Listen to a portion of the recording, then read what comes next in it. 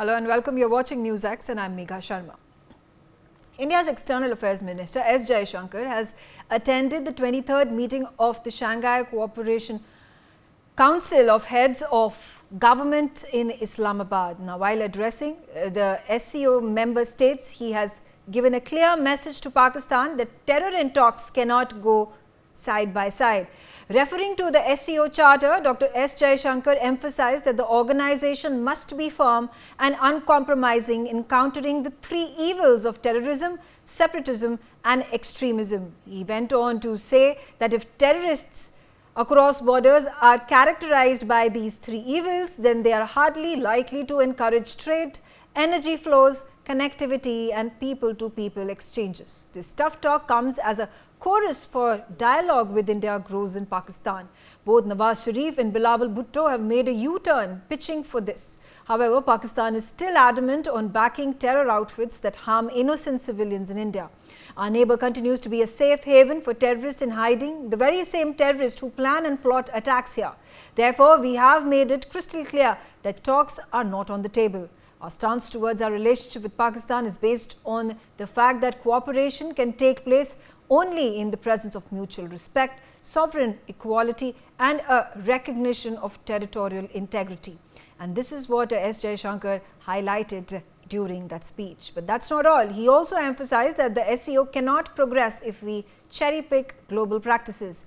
As India roasts Pakistan, we ask whether this is a token visit or whether the SCO is... All right, let's start our conversation. Ambassador Suresh Goyal, thank you very much for joining us. And talking about all the clamour that was surrounding our External Affairs Minister's visit to Islamabad for the SCO summit.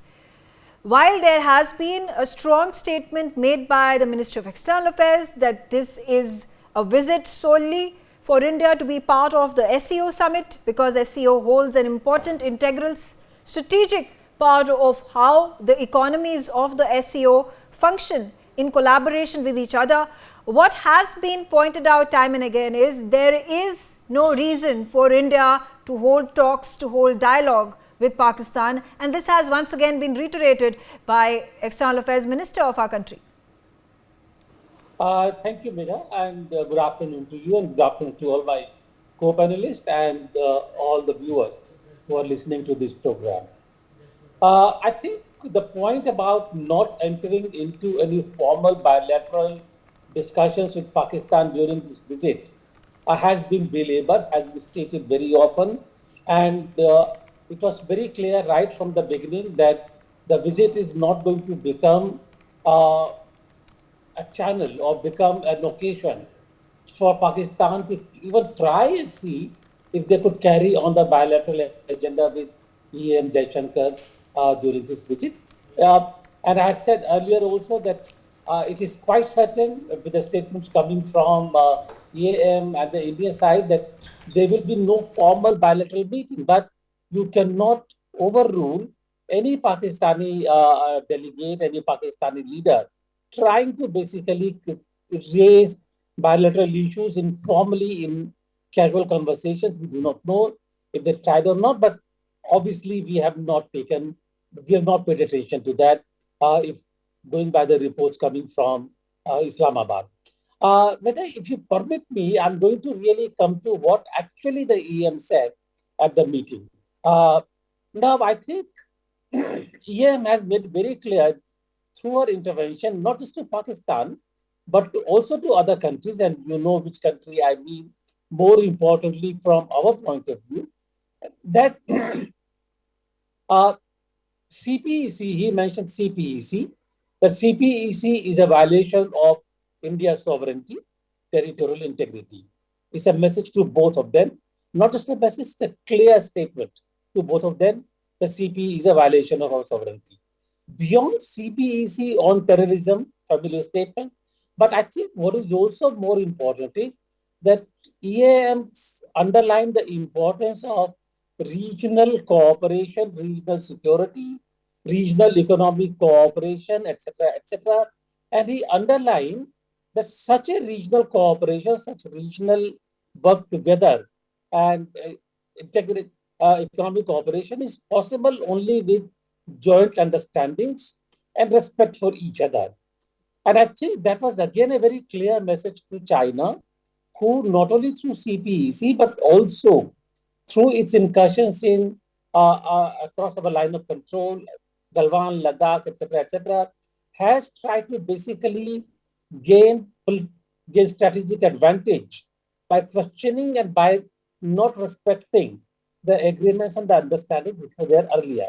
So it's a message to China that these common understandings and agreements and our common efforts must be respected for regional security and the regional cooperation to progress further. So I'm quite happy from that point of view because SCO is now the organization where we have not just one adversary, but we have two, China and Pakistan, working together with each other, as was obvious during the visit of the Chinese Prime Minister to Islamabad. But the two working together, inflicting on our own sensitivities and our own security concerns. So it is a clear message that if they do not stop going against those common understandings, if they continue to, to violate territorial integrity of other countries, things are not going to work. And we are interested. That's a reason we were there in Islamabad, because we do want regional integrity and the regional cooperation to proceed. We are interested in connectivity. We are interested in Chabahar, we have port. So we are interested in connectivity, but everybody has to work together for that. And I think that was the clear message. Okay, all right. Let me also get in Major General Shashi Asthana. And there has been a significant development that has taken place on the eve of the SCO summit today. And what happened yesterday was the Chinese Premier, in his first visit ever to Pakistan, has inaugurated an international airport in Gwadar. What message is China and Pakistan sending out to India, especially on a very significant day that the summit takes place, where India, that is being represented by Mr. S. Jaishankar, is taking place? In fact, more than giving a message to India, I think China is trying to emphasize that its CPEC, which is a major project of BRI, amounting to 60 billion, although they have committed just about 30 odd billions, is on board and is not out of gear after the attacks on Chinese, because since 2018, 23 Chinese have been killed. So there was always a doubt that maybe China may be a little hesitant. So basically they are trying to say that no, it is still on board and it is continuing. That's one part of it. Now coming on to the SCO. Let me also, since having attended some of these meetings in Uzbekistan and last year in China on certain context of SCO, let me highlight few more issues.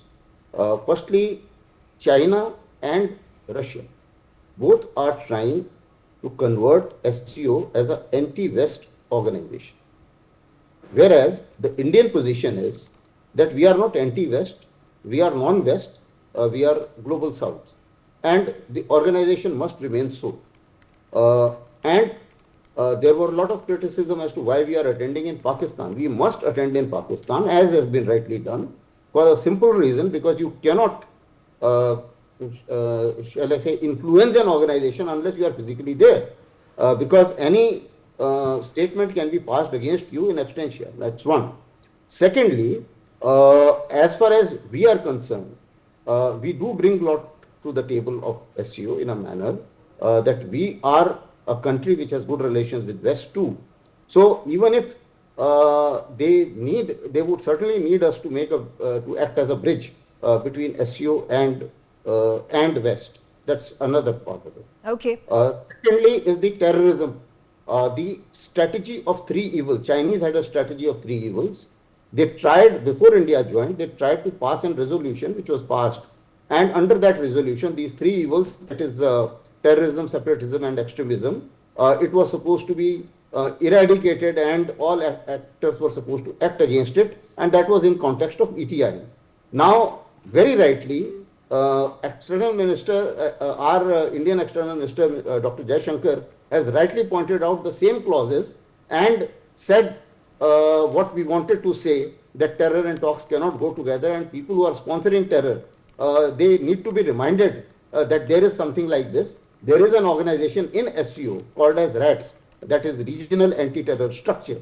It is supposed to be working against terrorism and is also supposed to be with the headquarters in Uzbekistan. It is supposed to be Okay. monitoring the terror funding too. So in both counts, I think the SCO is not is a little biased and is not taking, shall I say, actions against Pakistan, which I think has been flagged very appropriately. Okay, all right, all right. Let me also get in Sumit Peer into the conversation. And Sumit, how do we move forward in associating ourselves, and do we really get to the point that there can be cooperation ever with Pakistan?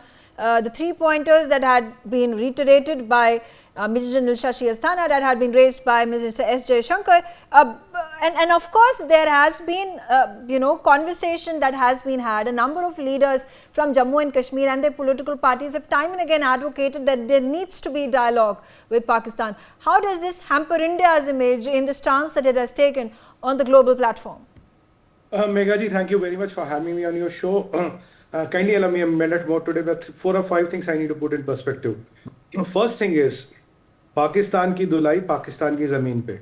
I mean, you have really given a Pakistan a peace of mind on their soil, which they never expected, and which they are completely rattled. The 3 things which is on the table, they didn't expect Dr. Jaishankar to be so aggressive on the soil of Pakistan, but he has set up a new benchmark. The 3 things which he talked about: terrorism, extremism and separatism. Terrorism goes without saying, it's Pakistan. And even when you talk of terrorism, it goes to China, because when we have been trying to designate these Masood Azhars and all in the United Nations, which is the country which belongs after again and again and again, it's China. Now, if you talk of separatism from an SCO platform, because it's a global platform and the international media is covering it because of Dr. Jaishankar, is a very clear message to our friends, or not friends, to our, I don't know, what do you call them, to our people in Canada. They have got a message very loud and clear. Separatism, what has been propagated in Canada, though they got a piece of the answer which they deserved, but again, we are reiterated that. Third thing is extremism. Extremism goes into Pakistan, and extremism also goes to Iran. Look today, what is happening in the Middle East, it is extremism of Iran, which believes that Jews must not survive and we have to annihilate Jews. So it's a very clear message to Iran also. I see it a fundamental elevation in the foreign policy of India, because only we were talking of talks and terror. Now we are talking of terror, we are talking of separatism, we are talking of extremism. So to announce a fundamental change in the foreign policy of India, sting on the soil of Pakistan, makes it a humongous impact. If you say it in New Delhi, it will have an impact. But if you say it in Pakistan, the impact is going to be 5 times, because the Pakistani media, the global media, everybody will be watching it. Then Dr. Jaishankar goes, says, if these things are in place with anybody, he doesn't limit it to SCO. He says with anybody, we cannot have trade with them. So it's a very clear-cut message to anybody and everybody who has these 3 things in their mindset: you cannot have trade and business with India. It won't happen. This is a new stance of India which you have to respect. Third thing, he says that SCO has to refine, it has to grow up, it has to follow global practices, because if you want to do your partisan politics and you can't be my friend and my adversary at the same time, well, it is not going to work. Though people may argue, look, SCO is 40% of the global population, 30% of the global trade, point taken, but that is what will happen when India and China are there. 40% population to aayegi, 30% GDP bhi aayega. But if you take India and China out of it, what is the contribution of others? Practically nothing if you do a percentage. So that is the point number 3. And when Shehbaz Sharif was trying to talk about, make a global pitch about, everybody should join BRI, everybody should join BRI, what Ambassador Saab rightly told, he got a rebuttal. Look, and then the question of territorial integrity comes, sovereignty comes. BRI is an illegal construction, CPEC is an illegal project, and our presence in POJK is a violation of territorial integrity and sovereignty of India. So that was also made very clear to China and Pakistan both, though when I looked at Shehbaz Sharif's interview, it was all about BRI. ऐसा लगता था पाकिस्तान ने real estate agent appoint किया है. Now yesterday, if you check Pakistani media, Megha ji, what was Bilawal trying to say? I want to make one interesting point. He was saying we should have bilateral. Then the reporter asked him, on what? Terrorism. Arey bhai Bilawal, if you want to have a bilateral, there's a lot of work which goes in the behind. You can't just sit and have a coffee. Chalo ji, terrorism pe baat karte hain. When Bilawal had now no answers left, do you know what did he say? Climate change. Can you imagine The External Affairs Minister of Pakistan wants to have a bilateral with the Indian and External Affairs Minister on what? Global climate change. Global climate की दुकान ना लावरपिंडी में है ना ही दिल्ली में है. I don't know what kind of a bilateral will be between Okay. India and Pakistan on global climate change. Okay. Because All right. they want All Dr. right. Jaishankar to be there Yeah, and steer absolutely. how the world's like cameras on them. Okay. I also have with me Mr. Rajiv Chunni on the telecast. Mr. Chunni, how do you view the SCO summit that is taking place in Islamabad, and even more significantly so that India is participating with none other than our foreign minister who has not visited Islamabad in multiple years now? धन्यवाद. ये बड़ी अच्छी बात है कि हमारे विदेश मंत्री वहाँ भाग ले रहे हैं, लेकिन जो चीज़ें आज हो रही हैं, मैं समझता हूँ ये खाली SCOs में बात उठानी नहीं चाहिए. उसके बाद भी इसकी जो है जिस पिच के साथ, जिस ताकत के साथ हम बात आज कर रहे हैं, वो बात आगे भी होती रहे, तब मैं समझता हूँ कि कुछ होगा. आपको याद होगा हमने ये बात उठाई थी, चूँकि हम पाक अधिकृत जम्मू कश्मीर से विस्थापित हैं और हमारे इलाके को सी पैक के अंदर चाइना पाकिस्तान इकनॉमिक कॉरिडोर जो बन रहा है, उसमें हमारे घरों को, हमारी प्रॉपर्टीज़ को, हमारी सारी ज़मीन जायदाद जो हैं उसको तोड़ मरोड़ कर सड़क मार्ग बनाए गए, रेल मार्ग बनाए गए. और तब चाइना और पाकिस्तान को रोकना चाहिए था. अगर तब रोका होता तो आज ये ग्वादर में आकर जिस तरीके से एयरपोर्ट का उद्घाटन चाइना ऐसे समय पर कर रहा है जब SCO हो रहे हैं, तो मैं समझता हूँ कि इन चीज़ों को हम रोक सकते थे. हमारी कहीं ना कहीं विदेश नीति में कहीं ना कहीं कमी रही है, या तो राजनीति हावी रही या कुछ और बातें रही. मैं ये ज़रूर कहूँगा कि आज जिस तरीके से सरकार ने अपना वहाँ पर एक चेहरा, अपना एक स्टैंड क्लियर किया है और जिस तरीके से पाकिस्तान की वहाँ पर जग हसाई हुई है और पाकिस्तान को वहाँ पर बड़ा ह्यूमिलेट किया गया, और ये जो पिच है ये बनी रहनी चाहिए. ये आगे जाकर भी ये SCO तक बात ख़त्म ना हो. हमने तो कई बार यहाँ तक कहा था कि हम लोग वहाँ के रहने वाले बाशिंदे हैं, चूँकि घर मेरा है, ज़मीन मेरी है, वहाँ पर अगर कुछ हो रहा है तो हमारा भी इस्तेमाल करिए. हम यहाँ नेशनली इंटरनेशनली हर फोरम पर जाकर हम पाकिस्तान को या चाइना को रोक सकते हैं, उनके खिलाफ़ एक माहौल बना सकते हैं. हर तरह से हमारा भी इस्तेमाल किया जाना चाहिए. आगे चलकर भी मैं समझता हूँ कि हिंदुस्तान जिस तरीके से, हमारे विदेश मंत्री ख़ास तौर पर मैं उनको मुबारकबाद दूंगा, चूँकि वो विदेश सचिव रहे हैं और एक बड़ा लंबा उन्होंने एक अरसा उनके साथ रहा है, एक तजर्बा है उनके पास और बड़े अच्छे तरीके से वो इसको डील कर रहे हैं. तो भारत सरकार की नीतियां ऐसी रहें कि हम इस पूरे इसको बनाए रखें और आगे भी ये बातें होती रहें. SCO के अतिरिक्त भी पाकिस्तान को जिस फोरम पर भी स्नब करने की ज़रूरत हो, दबाने की ज़रूरत हो. दुख इस बात का है कि वहाँ मिलिटेंसी की खेती होती है और वो लोग आए दिन जम्मू कश्मीर में आकर निर्दोष लोगों का खून बहाते हैं. ऐसी बात नहीं है कि हम उनको वापस जाने देते हैं. 10 लोग आएँ, 15 आएँ, 20 आएँ, लॉन्चिंग पैड से आएँ, हम उनको मार गिराते हैं, लेकिन अगले दिन और लोग आ जाते हैं. इन सारी चीज़ों को रोकने के लिए मैं समझता हूँ कि कोई ना कोई ऐसी नीति लानी पड़ेगी जिससे देश में अमन चैन हो और हमारा जो रेजोल्यूशन है, पाक अधिकृत कश्मीर हमारा अभिन्न अंग है, उसको कोई दूसरा देश गलत तरीके से उसका इस्तेमाल ना करे, उसको रोका जाना चाहिए. मैं इतनी बात कहूँगा. Okay. Ambassador Goel, talking about how there is terrorism that emanates out of Pakistan, and at the same time Pakistan occupied Kashmir, that has been an issue that has been raised several times in India. And while there is a rhetoric that is being built over the recent months under the Modi government, can there be action taken, and what kind of action are we looking at? Is diplomacy going to resolve the issue? Megha, I really wonder. I have spent more than 40 years as a diplomat in my life in different places, including 4 years in the United Nations. And I'm just trying to think if there is any point where terrorism-related activities have been resolved using diplomacy. And 9/11 comes to mind. How successful was the United Nations in using diplomacy in terms of basically punishing those who indulged in that horrible act in New York?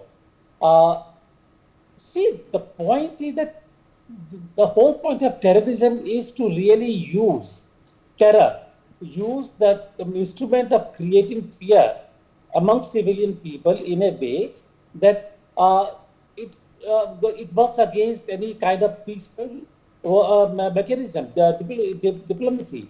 There is how effective has the Security Council been in terms of any resolutions that it has adopted against terrorism? No. Therefore, I think we need to have twin approach really, I would say. First of all, there is no substitute for enhancing and strengthening our own security related mechanisms and to be effective in not letting those who want to work against us succeed in their attempt. That's the only way. Okay.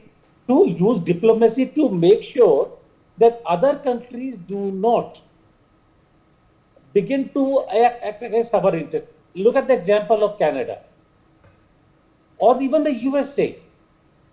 Panun is sitting there in the USA, and we know what Panun has done.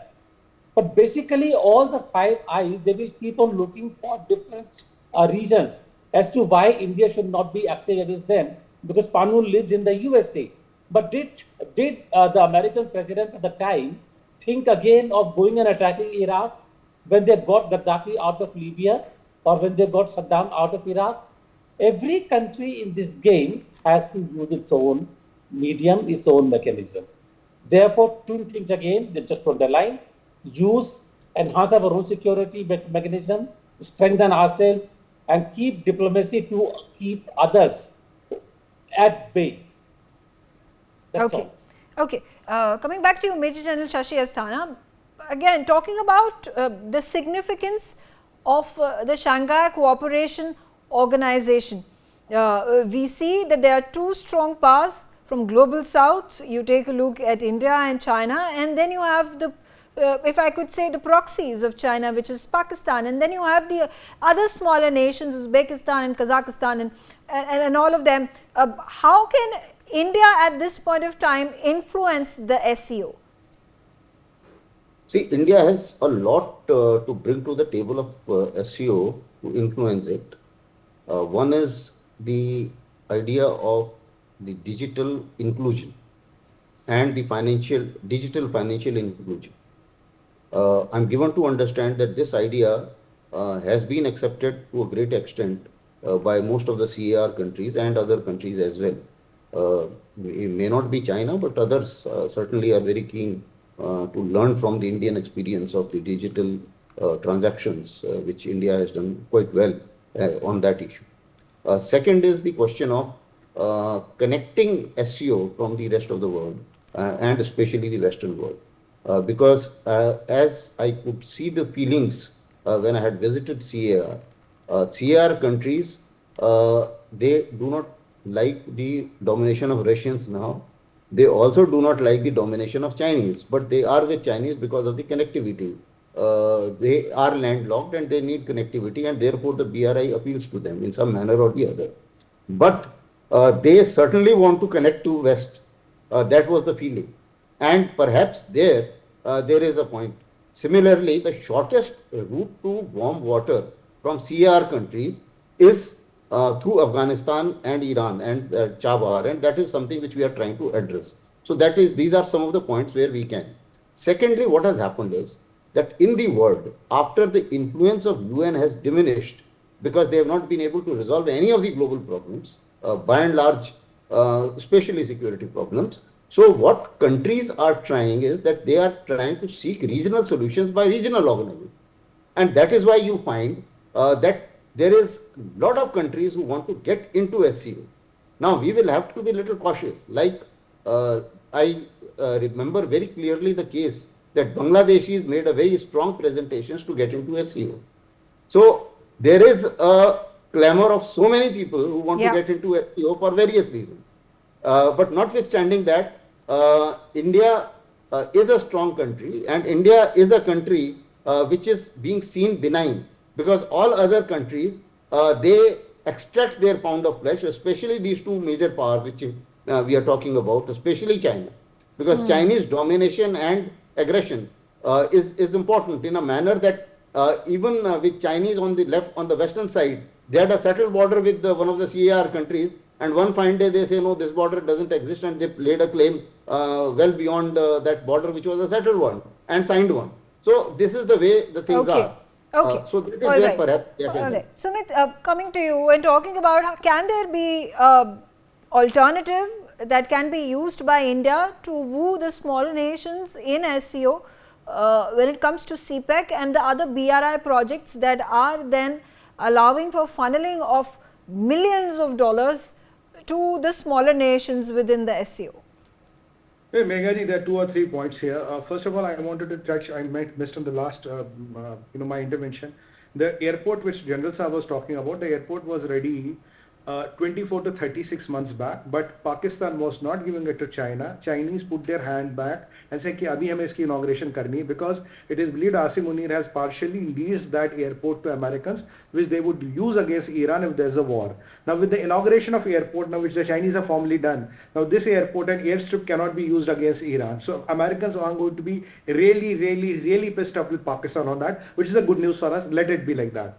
Second thing, answering your question, look, as per Shehbaz Sharif and all, he says BRI is a $1 trillion infrastructure project of the world to network the world. While as it is the concept of Chinese medieval kingdom, if you look at both the two, it is exactly the same. Now, all the smaller countries which are in SCO, what is unique about India? India is the only democracy, because I don't consider Pakistan as a democracy. The world's largest democracy, the world's functional democracy is only India in SCO. If you take out India from ICO, these are all either Chinese influenced countries or Russian influenced countries. We are there because Russia is there. So we give a lot of legitimacy to this organization. And if you look at what Dr. Jaishankar said today, he has made his things clear. If you can follow the global order, if you can follow the global formation, then the things will change. If you do not follow the global formation, India as a country is part of SCO, G20, we are always invited in G7, we are part of every major organization or the stuff of the world. So we have our options. It is for you to decide. But honestly, if you ask, if you have China, Iran and Pakistan in the same room, and you can expect some miracles to happen, don't blame the Dr. Jaishankar, he is not a magician. I will say that. Okay, Rajiv Chandi, concluding remarks from you about the developments that are taking place between Pakistan and India, or the lack of them. How does this impact, and whether there can be at this point of time hope and light at the end of the tunnel for the people of Pakistan occupied Kashmir? देखें, मैं तो ये कहूँगा कि पाकिस्तान को उसकी ज़ुबान में जवाब मिलना चाहिए, तब बात बनेगी। हमने हमेशा क्या किया, मुझे याद है कि मीरपुर के ऊपर जब डैम बनाया गया, हालांकि वो इल्लीगल था, मंगला डैम, हम उसको नहीं रोक पाए, और जो लोग वहाँ ज़मीनें छोड़ आए वो सारी पानी में सबमर्ज हो गई। आज अगर हम ये कहें कि हम POK को खाली कराएंगे और वहाँ से आए विस्थापितों को वहाँ रिस्टोर करेंगे उनके घरों में, कैसे करेंगे? आप पानी में डालेंगे उनको? लेकिन हम क्यों नहीं रोक पाए? आज हम क्यों नहीं रोक पा रहे? मैं बता रहा हूँ आपको कि गिलगित और ये मुजफ्फराबाद के विस्थापित आज भी हिमाचल में हैं, जम्मू कश्मीर में हैं, दिल्ली में हैं, बाकी जगहों पर बैठे हैं। उनकी ज़मीनों का वहाँ क्या हाल हो रहा है, क्या CPEC में किस तरह से उसका इस्तेमाल हो रहा है, क्यों हो रहा है? हम क्यों नहीं बात करते? हमें डिफेंसिव नहीं, ऑफेंसिव एक स्टैंड लेना पड़ेगा। मैं समझता हूं कि जिस भाषा में पाकिस्तान समझता है उस भाषा का इस्तेमाल करना पड़ेगा। चाइना को नुकसान होता है इकनॉमिकली हो, हमने ठेका नहीं ले रखा, लेकिन कम से कम हमारा जो स्टैंड है उस स्टैंड पर हम खरा उतरें। हम बात क्या करते हैं, एक हम रेजोल्यूशन पास कर देंगे तो हमारी सारी जिम्मेदारियां ख़त्म हो जाएंगी, लेकिन हमें अपने एक्शन से भी ये बताना होगा कि पार्लियामेंट्री रेजोल्यूशन 1994 का वो ज़मीन पर भी है और वो दिखना चाहिए। Okay. All right. On that note, I'm out of time. I thank all of you for joining me on the telecast, and I'll take a quick short break. Thanks for watching NewsX.